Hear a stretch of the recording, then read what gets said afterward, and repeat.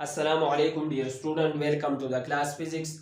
Dear student, today our topic is work. Dear student, in previous lecture we finished chapter number 3 and now we are going to start chapter number 4. The first topic is work. Dear student, आप लोगों ने अपने school के teacher से सुना होगा या आप लोगों ने अपने नोट्स में देखा होगा, आप लोगों ने बहुत सारे अपने कोर्स में देखा होगा कि डिफिनीशन ऑफ वर्क। लेकिन डियर स्टूडेंट, ये जो कॉन्सेप्ट है ना, ये क्या चीज है, वर्क के पीछे फिजिक्स क्या है, थोड़ा सा इमेजिन कर लो। मैंने पहले भी आप लोगों को बताया था, ये जो फिजिक्स है ना, ये सारे के सारे इमेजिनेशन है। तो थोड़ा सा इमेजिन कर लो, अगर कोई फोर्स एक ऑब्जेक्ट पर एक्ट करे तो जाहिर बात है जिस्म में डिस्प्लेसमेंट पैदा होगा। तो फाइनली जो अप्लाइड फोर्स है और डिस्प्लेसमेंट है, इन दोनों को हम क्या कहते हैं, वर्क कहते हैं। एक बात और कान खोल के सुन लो, ये जो वर्क है ना, ये स्केलर क्वांटिटी है। एनर्जी है, ये भी स्केलर क्वांटिटी है। वर्क का जो यूनिट है वो भी जूल है और एनर्जी का जो यूनिट है वो भी जूल है। तो मेरे ख्याल में ये वर्क और एनर्जी दोनों एक ही चीज का दो नाम है। वर्क और एनर्जी एक चीज की दो नाम है। फॉर एग्जांपल, मेरे एक स्टूडेंट के पास 10 लाख रुपीस है नकद और दूसरे स्टूडेंट के पास 10 लाख रुपए का सोना है, तो दोनों बराबर है ना। तो इसी तरह कहने का मकसद ये है कि ये जो वर्क और एनर्जी है, ये दोनों सेम चीज है। तो आइए हम डिफिनीशन लिखते हैं। Definition, when a force if acts on a body, so the displacement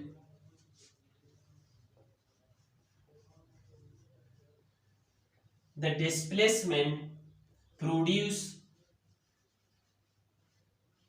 in a body, so the work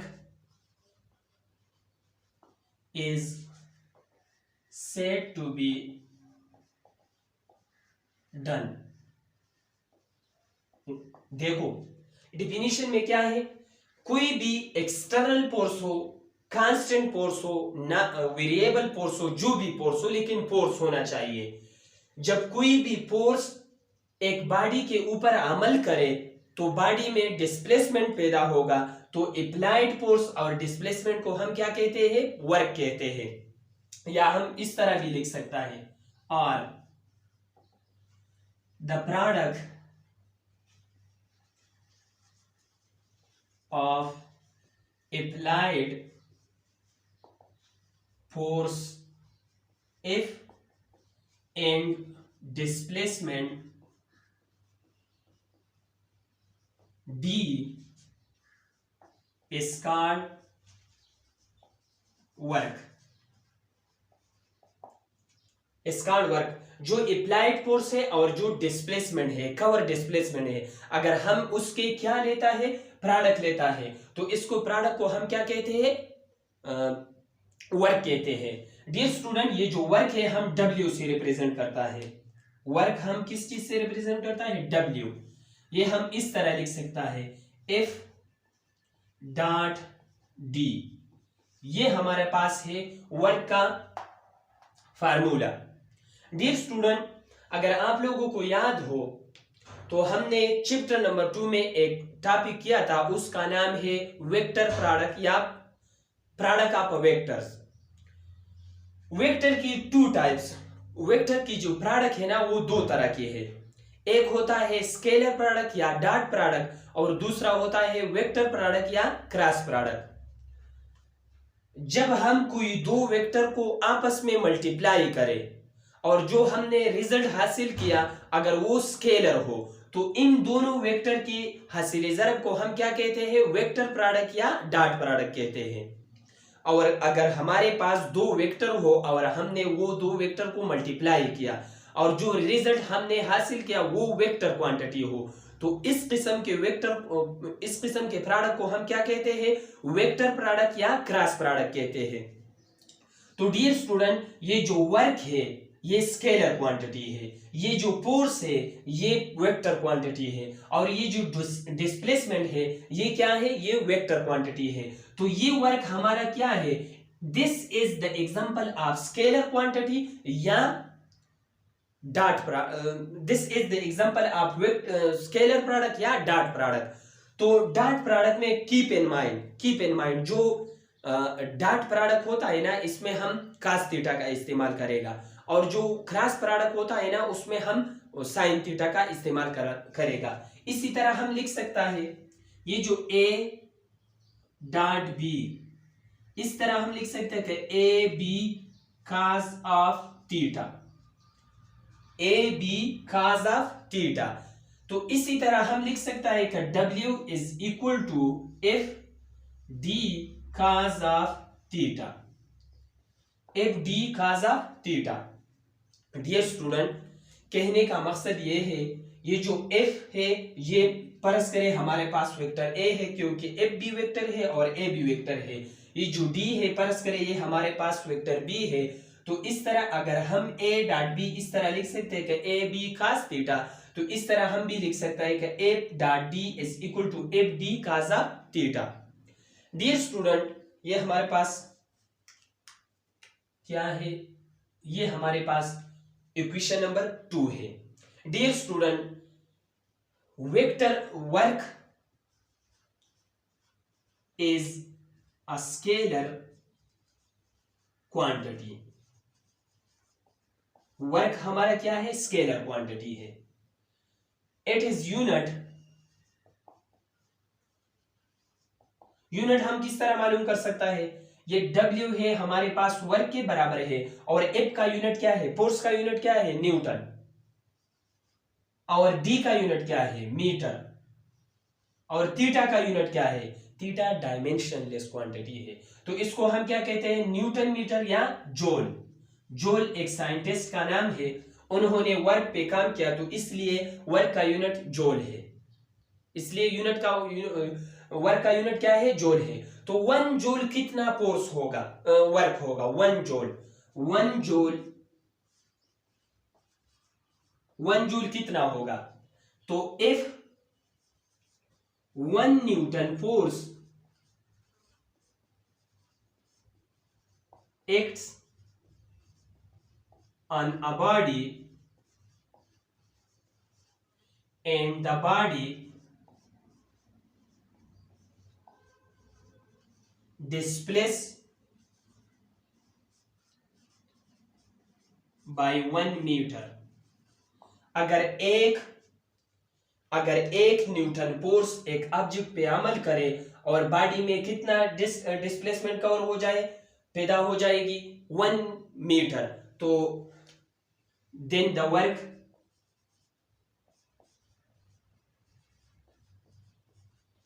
is said to be 1 joule.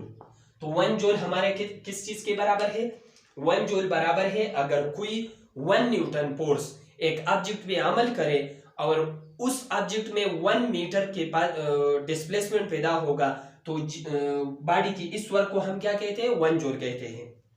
Dear student, again soon low 2 minute के लिए, work क्या चीज है, अगर कोई external force, constant force, variable force कोई भी object पर अमल करे तो जिस्म में डिस्प्लेसमेंट पैदा होगा, तो अप्लाइड फोर्स और डिस्प्लेसमेंट को हम क्या कहते हैं, वर्क कहते हैं। वर्क हम W से रिप्रेजेंट करता है। वर्क का जो वर्क है the example of scalar product और डॉट प्रोडक्ट। वर्क का जो यूनिट है ना वो क्या है, जूल है। 1 जूल कितना वर्क होगा, 1 जूल कितना वर्क होगा, अगर 1 न्यूटन फोर्स एक ऑब्जेक्ट पे अमल करे और उस 1 न्यूटन फोर्स के अमल की वजह से जिस्म में 1 मीटर फासिला तय करे, तो जिस्म की इस वर्क को हम क्या कहते हैं, 1 जूल कहते हैं। डियर स्टूडेंट, अभी हम स्पेशल केस डिस्कस करने जा रहे हैं। स्पेशल केस, वर्क में स्पेशल केस कितना होगा, कब वर्क मैक्सिमम होगा, कब वर्क मिनिमम होगा, कब वर्क नेगेटिव होगा, कब वर्क क्या होगा, कब वर्क नेगेटिव होगा, मिनिमम होगा, मैक्सिमम होगा, ये स्पेशल केस हम डिस्कस करने जा रहे हैं। देख लो, वर्क हम इस तरह लिख सकते हैं, W is equal to F D cos of theta. ये हमारे पास क्या है, इक्वेशन नंबर 1 है। इक्वेशन से हमें ये कह सकता है, ये जो वर्क है वो 3 चीजों पे डिपेंड करता है। एक अप्लाइड फोर्स पे, अगर अप्लाइड फोर्स ज्यादा हो तो वर्क हमारा ज्यादा होगा, अगर अप्लाइड फोर्स कम हो तो वर्क हमारा कम होगा। डिस्प्लेसमेंट किस चीज पे डिपेंड करता है, डिस्प्लेसमेंट। अगर हमने फोर्स अप्लाई किया, अगर उन्होंने ज्यादा डिस्प्लेसमेंट कवर किया तो हमारे पास ज्यादा वर्क होगा, अगर उन्होंने कम डिस्प्लेसमेंट कवर किया तो हमारे पास वर्क कम होगा। तीसरा जो डिपेंड है ना, वो एंगल पे डिपेंड करता है। अगर एंगल 0 हो तो कितना वर्क होगा, अगर एंगल 90 हो तो कितना वर्क होगा, अगर एंगल 180 हो तो कितना वर्क होगा, अगर एंगल 90 हो तो कितना वर्क होगा। तो हम स्पेशल केस डिस्कस करने जा रहे हैं, स्पेशल केसेस हम डिस्कस करते हैं। डियर स्टूडेंट, सबसे पहले वर्क कब पॉजिटिव होगा, when the angle between F mean force and displacement D is in between 0 degree and 90 degree. So the work will be positive.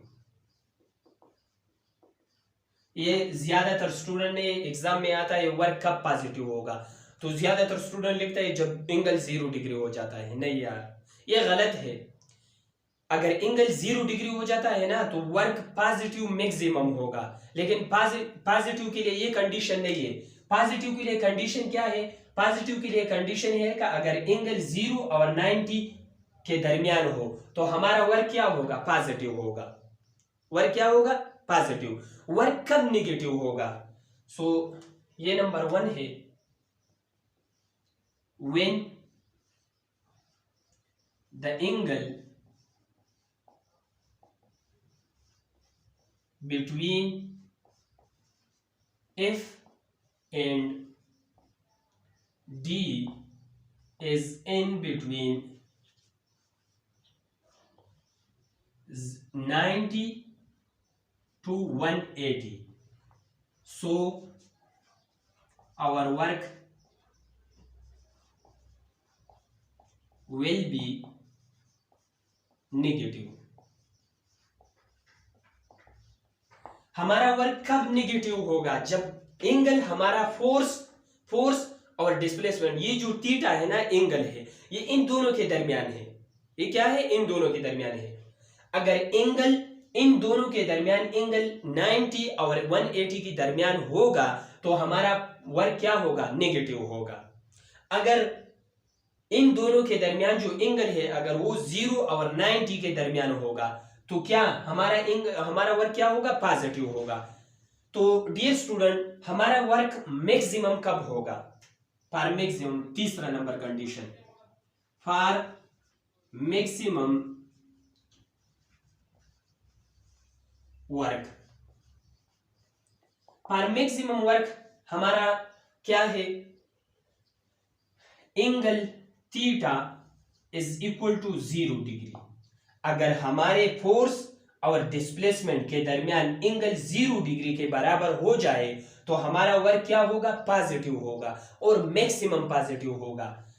W is equal to F dot D, so W is equal to FD cos of theta, so W is equal to FD or cos of 0 degree. So dear student, cos 0 degree is equal to 1, तो W is equal to F D into 1, W is equal to F D. ये हमारा क्या होगा, ये हमारा work जो है वो पॉजिटिव मैक्सिमम होगा। अभी चौथा नंबर क्या है, हमारा वर्क कब जीरो होगा, फॉर जीरो और मिनिमम वर्क। डियर स्टूडेंट, जब हमारे फोर्स F और डिस्प्लेसमेंट D के दरमियान दो केसेस हो सकता है, या तो डिस्प्लेसमेंट जीरो हो जाए या थीटा 90 के बराबर हो जाए, तो हमारा क्या होगा, हमारा वर्क जीरो के बराबर होगा। अगर डिस्प्लेसमेंट जीरो तो ये सारा टर्म जीरो, अगर थीटा 90 के बराबर हो तो cos 90 किस चीज के बराबर है, जीरो के बराबर है। तो इस तरह हम लिख सकते हैं कि W is equal to F D cos of 90 degree. तो cos 90 डिग्री जीरो के बराबर है, तो W वर्क हमारा किस चीज के बराबर है, जीरो के बराबर है। डियर स्टूडेंट, हमारा जो वर्क है ना वो कब नेगेटिव मैक्सिमम होगा, मतलब नेगेटिव डायरेक्शन में कब मैक्सिमम होगा। 5 number point, for maximum negative, हमारा वर्क कब मैक्सिमम नेगेटिव होगा, तो W is equal to F D cos of 180। तो cos 180 किस चीज के बराबर है, नेगेटिव के बराबर है, नेगेटिव -1 के बराबर है। तो W is equal to minus F D. ये हमारा जो है ये वर्क का यूनिट, वर्क नेगेटिव में मैक्सिमम होगा। डियर स्टूडेंट, पहले हमने डिस्कस किया था कि वर्क है क्या चीज। एक बात कान खोल के सुन लो, अगर आपने ये पूरा जमीन नहीं सर पे उठाया और आपने डिस्प्लेसमेंट कवर नहीं किया तो आपका वर्क जीरो के बराबर है, क्योंकि डिफिनीशन से वर्क किन फैक्टर पे डिपेंड करता है, 3 फैक्टर पे डिपेंड करता है। एक है फोर्स, एक है डिस्प्लेसमेंट, एक है एंगल। अगर आपने पूरा कायनात भी सर पे रख दिया और आपने डिस्प्लेसमेंट कवर नहीं किया तो आपका वर्क किस चीज के बराबर है, जीरो के बराबर है, क्योंकि आपका डिस्प्लेसमेंट जीरो है। जब आपका डिस्प्लेसमेंट जीरो है तो ये zero multiplied by something is equal to zero. Dear student, फिर हमने टॉपिक स्पेशल केसेस डिस्कस किया था, फिर हमने यूनिट भी डिस्कस किया था कि वर्क का जो यूनिट है वो क्या चीज है। वर्क हमारे पास स्केलर क्वांटिटी है। आई थिंक ये लेक्चर आप लोगों के समझ में आ गया होगा। Do study, wish you best of luck.